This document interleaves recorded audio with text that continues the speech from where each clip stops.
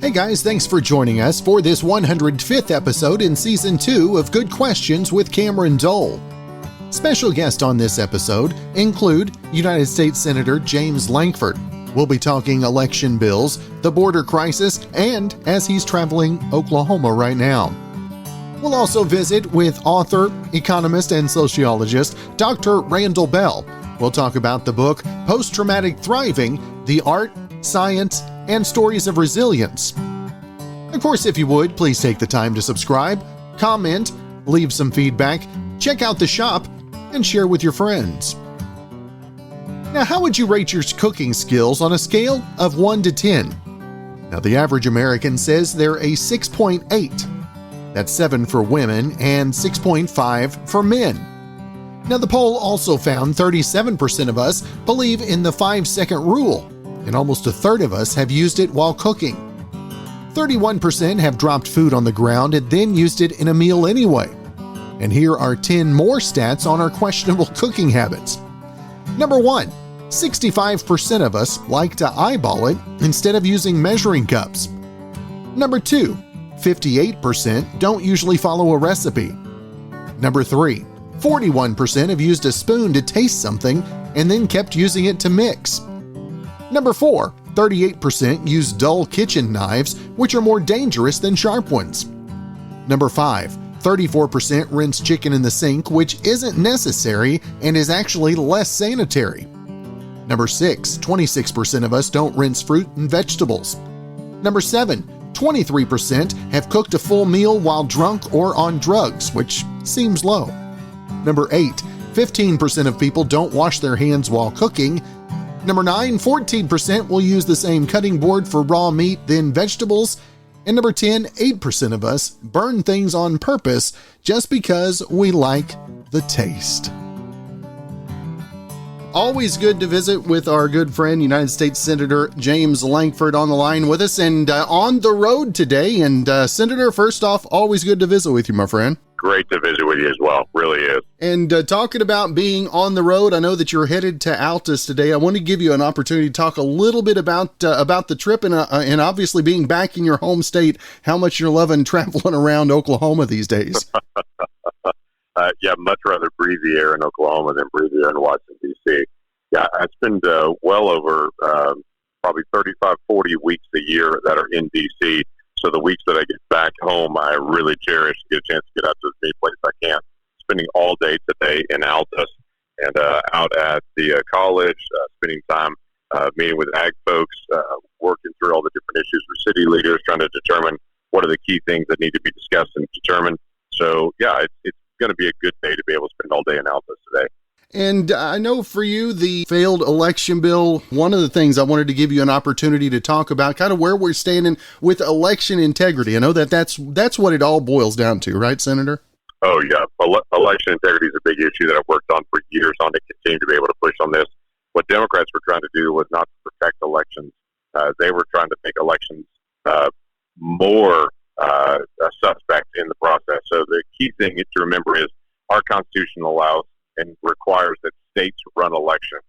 And what Democrats wanted to do with this S1 HR1 bill was to be able to take over every state's election process and to be able to run it from Washington, D.C. So, for instance, they want to take away all voter ID. They wanted to do what's called same-day registration. So you could walk up to the polling place and say, I want to vote here, not have an ID, and just vote. That opens the door to fraud to be able to do that. They also wanted to be able to have what's called ballot harvesting, where political people from different campaigns could go door to door and go pick up ballots from people, literally go to their door, knock on the door, say, have you mailed in your ballot yet? If you requested an absentee, if you haven't, we'll fill it out together, and then I'll go deliver it for you. That just opens the door for fraud as well. So there's so many areas that this 880-page bill were such a bad idea, from federal funding of campaigns and using tax dollars to be able to run campaigns, to ballot harvesting, to all kinds of issues. So we pushed against that for months. We beat that back, and that bill is gone now. We really believe in October they're going to try to bring up a different bill that they call S4. And when that bill comes up, it will be kind of the same thing, just wrapped in a different package. Instead of taking over every election, they want to give the authority for election decisions in every state to the Department of Justice. So our state could not make changes to our election without permission from Washington, D.C. They call it pre-clearance. It's just as bad of an idea. We're going to continue to be able to push back against that as well and to say there's no reason the state of Oklahoma should have to play Mother May I with Washington, D.C. before we actually make changes to our election like we did last year when we added another day of voting. Mm-hmm. But we shouldn't have to go to Washington, D.C. and say, is that okay with you? It is okay. It's a good thing to be able to do that. And we're continuing to be able to push back against all these issues. And Senator, wanted to give you a chance to also to talk about the bill that you've been working on with Marsha Blackburn about ending taxpayer support for abortion. And I know that there's other parts to the bill as well. Yeah, there is. So our main focus is that we want to end abortion, and this has been a real frustration for us.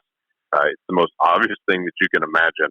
You look inside the womb and see a child there with 10 fingers and 10 toes and a beating heart, DNA that is different than the mom or the dad. Everyone will recognize that's a different person.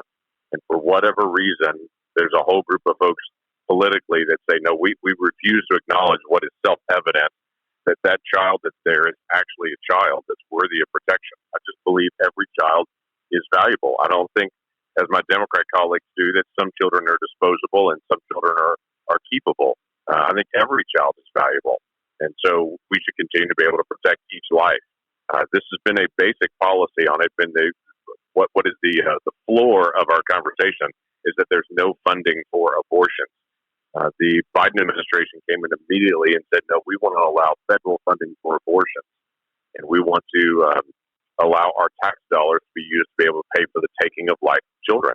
For all of us that believe children are valuable, we think it's terrible to be able to use our tax dollars that way. So Marsha Blackburn and I, and a few others, we're actually pushing out a bill to be able to make sure that we cannot use any federal dollars ever to be able to take life.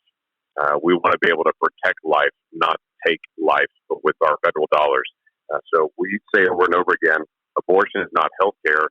Healthcare is about protecting the life of individuals, not taking the life of individuals. So we're continuing to be able to press on this and be able to do what should be pretty simple.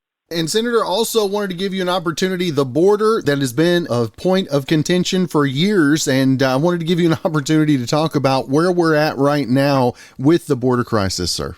Yeah, Cameron, I wish it was only the border was the issue right now. Mm-hmm. Last month we had the highest number of people crossing the border in 20 years. That was the month before that way and the month before that way. So our numbers continue to go up of illegal crossings at the border. We've had 100 countries illegally cross the border just this year. So people coming literally from all over the world because they know that border is open and they're coming to be able to cross. But it's not just the border anymore. President Biden now has started blocking the ICE officials inside the country from actually deporting anyone. That's the big shift that's occurred just in the last month. We have 6,000 ICE agents across the country. Last month, they had 3,000 deportations. 3,000 with 6,000 ICE agents. So it's become a major issue where the Biden team is clamping down and saying not only are they opening up the border in the South, they're no longer deporting people. And they've even gone so far as to reach out to some people that were deported under the Trump administration and to say, if you would have been here during the Biden administration, we wouldn't have deported you. So they're literally inviting people back in that had illegally crossed in the country, that were criminal aliens, and had said to them, hey, under our administration, we wouldn't have deported you. We want you to be able to come back. That is absolutely absurd. So we're doing everything we can to be able to block DHS nominees, to be able to aggressively put the message out.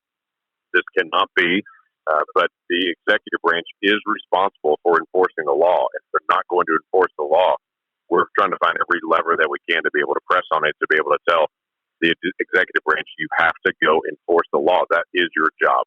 And Senator, always want to give you an opportunity to mention just what are the biggest points of contention that you've been getting from the constituents since you've come back to the state these last couple of weeks. There's several things. A lot of folks want to talk about immigration. They're really frustrated with what's happening. Oklahomans that I meet don't mind legal immigration. They just really, really don't like our open borders that are happening right now under the Biden administration. So that's been a big issue a lot of people want to talk about. People are talking about the economy.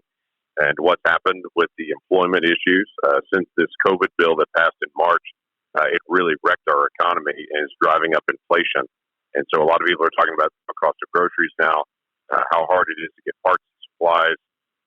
And so that's been a big issue.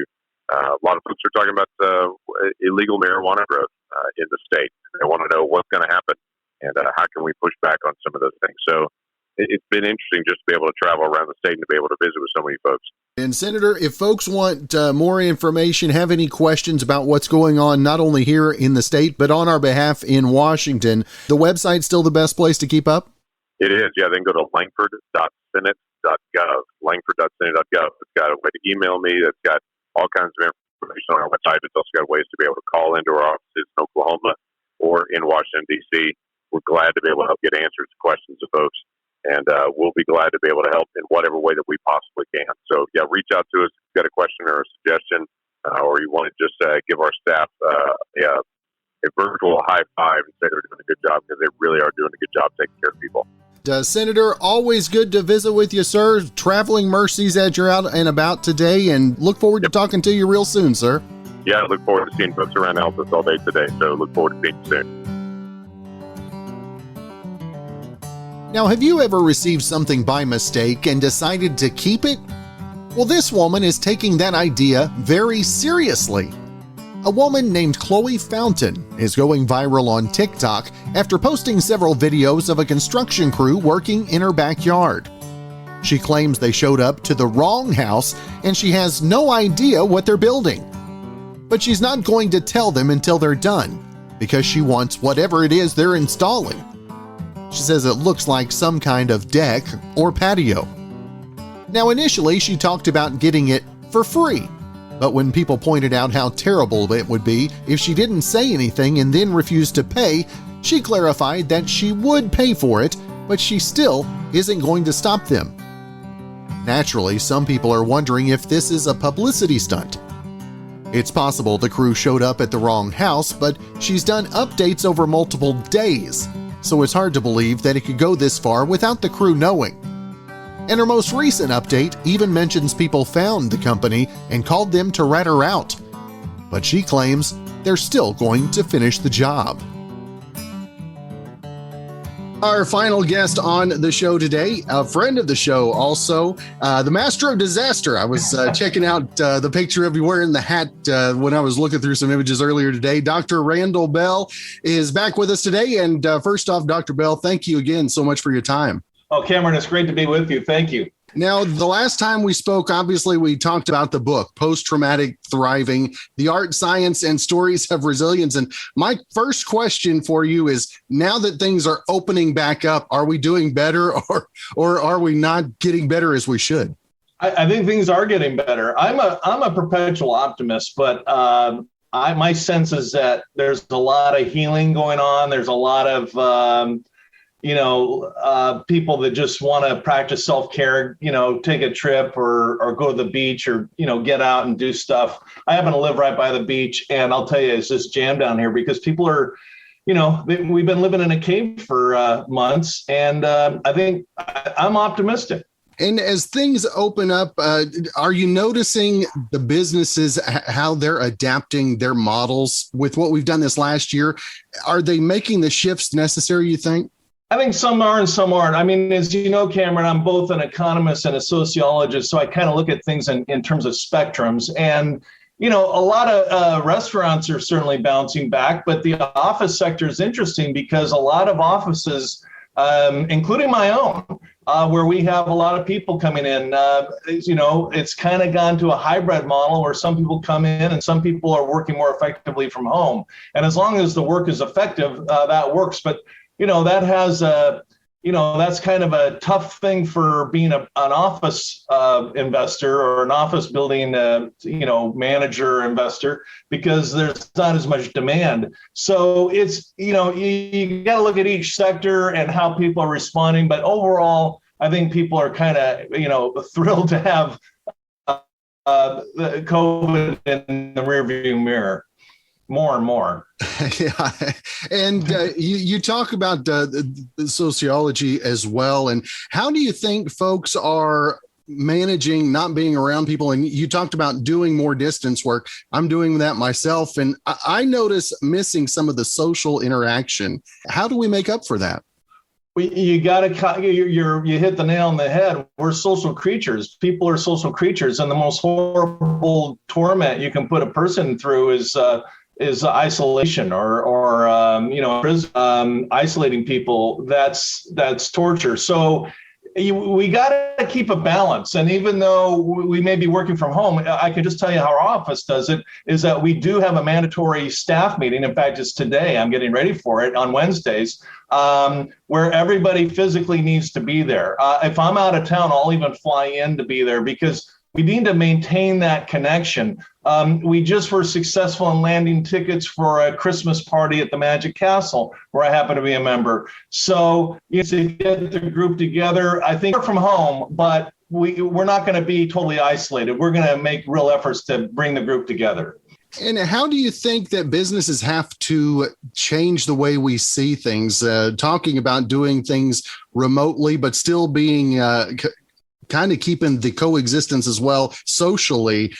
How do we have to morph to evolve, if you will, going into looking forward to 2022 as well?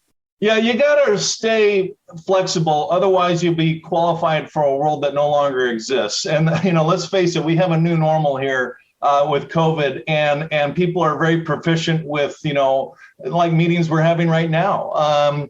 And so we've got to adapt to that. But, people in leadership roles really need to make those critical decisions. Some businesses are completely remote.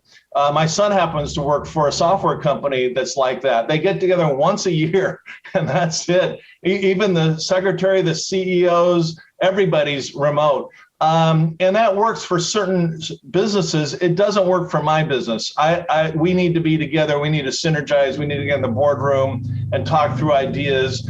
We have to, use the whiteboard and the online or the big monitor on the wall. That's how our business works. And some businesses, like restaurants, you have no choice. You can't eat virtually. So you kind of have to look at what sector you're in and make intelligent choices, realizing that this is the world we're in. In the book, I wanted to give you an opportunity to talk about how this addresses what we're all going through at this time. Well, Cameron, I started writing this book 10 years ago. Nobody had any idea of COVID. Certainly I didn't. But the same principles are foundational, whether we're talking about, working through COVID, which has been traumatizing to virtually everyone I've met, or we're talking about another type of trauma, something we went through as a child. I went through open heart surgery when I was a kid, and that was traumatizing to me as a kid. I've had to deal with that. Or we go through a death or a divorce or a disease or a disaster. We're getting hit on with problems all day long. It's this thing called life. And so whether it's COVID or one of these other traumas, really our success in life, however you want to define that, is largely going to be defined by how resilient we are and how well we bounce back from these bumps and bruises and problems that we're going to have. And you talked earlier about being an everlasting optimist. How do you keep optimistic in the midst of all that we've seen and all of the questions? I mean, and no answers, it seems like sometimes. Yeah, well, my book is based in science. I cite lots of scientific studies, then I interweave stories of real people kind of applying these principles. And when it comes to these questions of happiness, there's really good science there. It came out of the University of Riverside, where it's been discovered that out of 100% of our happiness, 50% is our DNA. So we don't really have any control over that. Now, I happen to hit the lotto in that department. I didn't hit the lotto in other departments, but in that regard, my mom said I was born smiling. So I have good DNA, and some people don't, and that's okay. But we need to, understand half of our happiness is dependent on the chemicals kind of going through our bloodstream, which are emitted through our DNA makeup. Only 10% of our happiness are the events that happen to us. So only 10% of our happiness is going to be attributed to something like COVID or a disease or a death or a divorce, any of those things. Yeah, they hit and they hurt, but that's 10%. 40% of our happiness is dependent on activities, things we choose to do or not do. So, for example, I study disasters all day long. I mean, I get called the master disaster all the time by the media and everyone else. And, it's kind of funny and I go along with it. But think about it. I'm going all over the country to sites of disasters. I meet people whose lives have been train wrecked, and that can kind of get you down. So I purposely live and work close to the beach because for me, the beach really kind of reboots my brain and reboots my whole system. So that's me. Everyone's kind of have to decide for themselves those 40% of activities they're going to choose.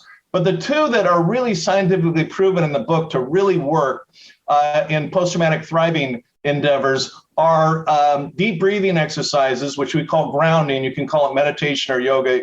I don't care what you call it. But deep breathing literally rewires our brain. There's studies out of Harvard that prove that. And the other one is telling our story, which we call sitting in the fire and having these uncomfortable conversations like, you know what, I'm willing to admit that COVID's been hard, and you talk about it. And that in and of itself is very therapeutic. It doesn't cure the problem, but expressing it, getting it out of our system avoids the number one problem where we keep it bottled inside and start an internal war. We don't want that kind of stuff.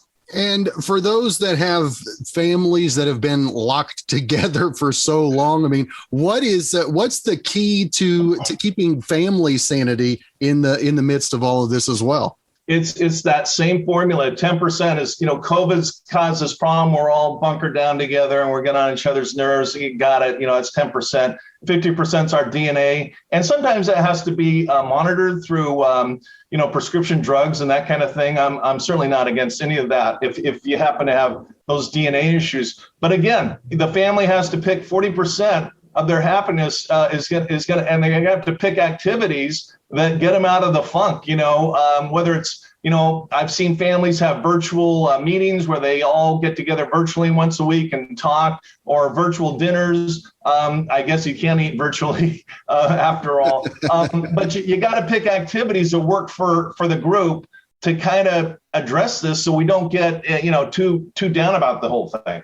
As things have opened up and you've had the opportunity to get out and speak and talk to others around the nation at the different disasters, what's maybe the biggest thing and maybe the question that folks are asking you the most right now?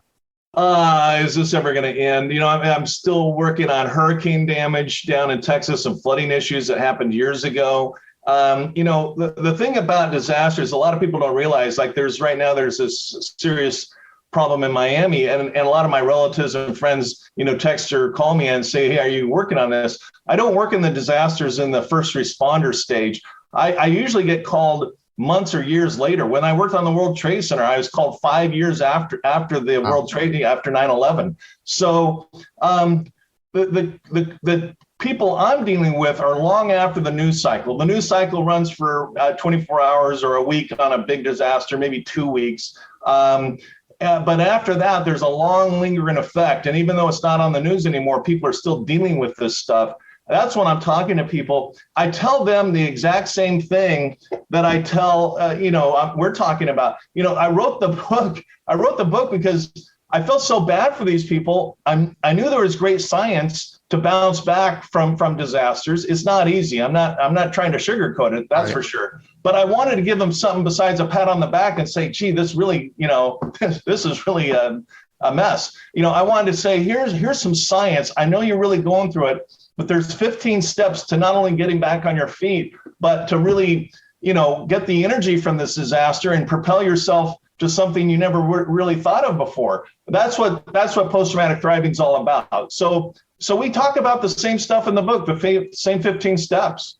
Do you think that maybe folks have used this opportunity to maybe go forward with maybe some dreams that they've had before that they've put aside, and they're finally maybe building up that drive, if you will? Yeah, I get what you're saying. Absolutely, yes. I mean, one of the stories in the book is a lady, her name is Susan. I happen to know her. She's a TV producer for a large national show. And she and her husband had a life of luxury, but they had this dream of building a big ranch. And when the landslide smashed their house, they were disrupted from this life of luxury to a life of, as a disaster. I mean, their house is literally smashed open and uninhabitable.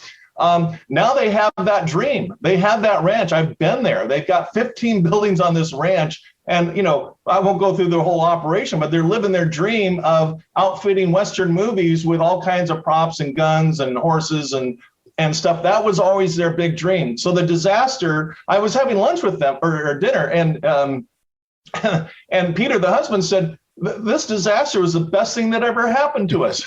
It can be the same thing with COVID, because it gives you a lot of time to think things through and to really strategize, or frankly, the time can be squandered. It's a choice. But if you look at it with the right perspective, the right attitude, it's a really exciting time to really kind of stir things up and do the things we've been daydreaming about and really getting them going. How has this time maybe changed your excitement looking forward to the summer after last year? I mean, you live on the beach, so I mean, you're pretty much in summer all year round anyway, right?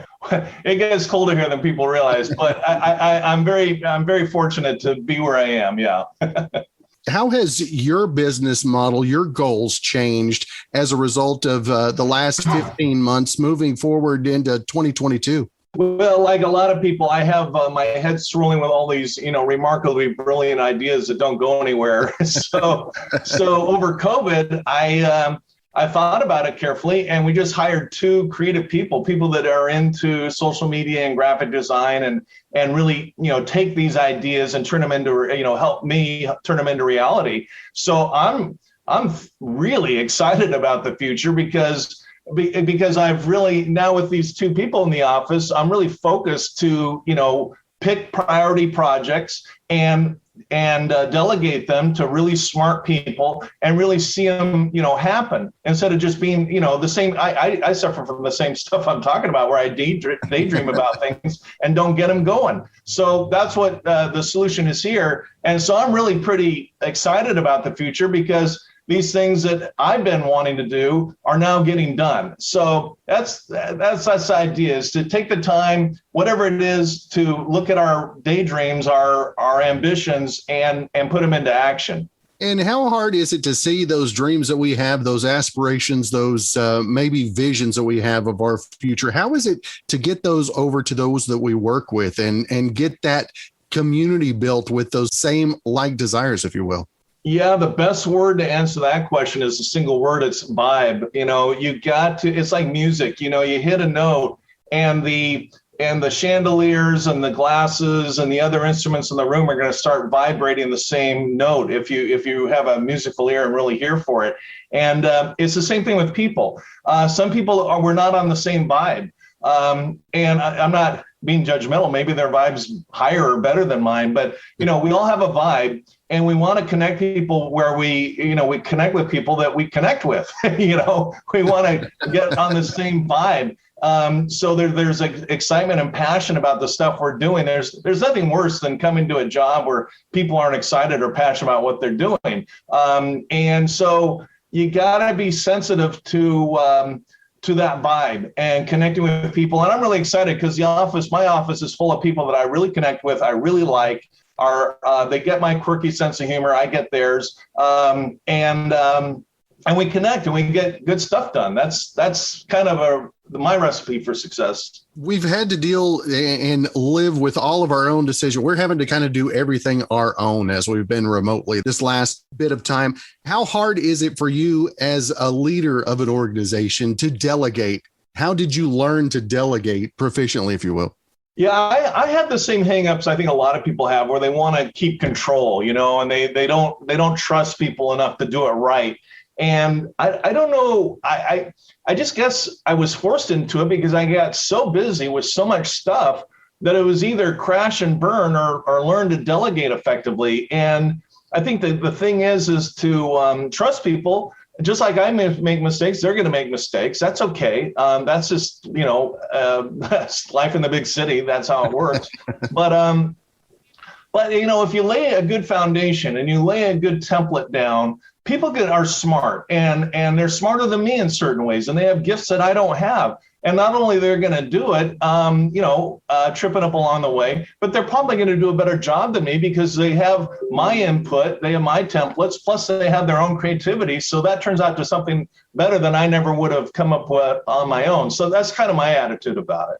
That sounds like a great attitude to have about that. Yeah, delegation, that's one of those that I battle with. That's one of the hardest things to really do. Yeah. Dr. Bell, of course, we've mentioned the book, The Post-Traumatic Thriving, The Art, Science, and Stories of Resilience. And Dr. Bell, I want to make sure and let our listeners know where they can find not only more information about the book, but the website and everything else you've got going as well. Well, thanks, Cameron. Yeah, the book, Post-Traumatic Thriving, it's everywhere. It's on Amazon, all the bookstores. I set the price on the Kindle version at 99 cents. This is not a money-making venture. I just want to get the word out because I've seen so many times this stuff really works. And if people get beat up with some problem, there are really nice solutions. The book is packed with wisdom, but I want to be the first to say it's not me. I collected it and put it in a book, but there's some great science out there that I've assembled that really helps people. And then, I have drbell.com, and our nonprofit is called Core IQ. This is where we put on online videos and resources and handouts on life skills like time management, negotiation skills, stuff that we all need to know, but we're really not taught in school. I'm really passionate about this kind of free online education because people, kind of can grow up confused or not having the benefits that I happen to enjoy with good parents and good schools.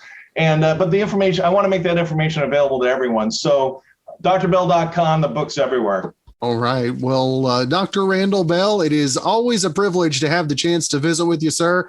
Appreciate you taking some time out of your schedule and look forward to talking again real soon, brother. I hope so, Cameron. Thanks so much for having me. It's always great to see you too. Well, before we wrap up, wanted to let you know about this. An annual study looks at the big fast food chains, and it ranks them according to customer satisfaction by looking at things like food quality, order accuracy, and how nice the employees are. And for the 7th year in a row, Chick-fil-A is number 1. Now, the top fast food spots this year are Chick-fil-A, Domino's, KFC, Starbucks, Five Guys, Panera Bread, Pizza Hut, and then a 4-way tie between Arby's, Chipotle, Dunkin', and Papa John's. Now, they looked at over 20 fast food chains, and McDonald's ranked last, just behind Wendy's, Sonic, Popeyes, and Jack in the Box. Well, thanks again for joining us for this 105th episode in Season 2 of Good Questions with Cameron Dole. If you ever have a comment, question, or anything else you'd like to know, you can hit me up on the contact page at gqwithcam.com. You can also find me on Instagram, Twitter, TikTok, and Facebook at GQWithCam. If you'd like to help out in the funding for this podcast, you can visit our merch store at gqwithcam.com/shop. You can also buy me a coffee at buymeacoffee.com/GQWithCam. If you have a special guest idea, email me, gqwithcam@gmail.com. Well, thanks again to our good friend Brandon Allen for coming up with our theme music. We're going to let him play us out and hope you guys have a great rest of your Wednesday.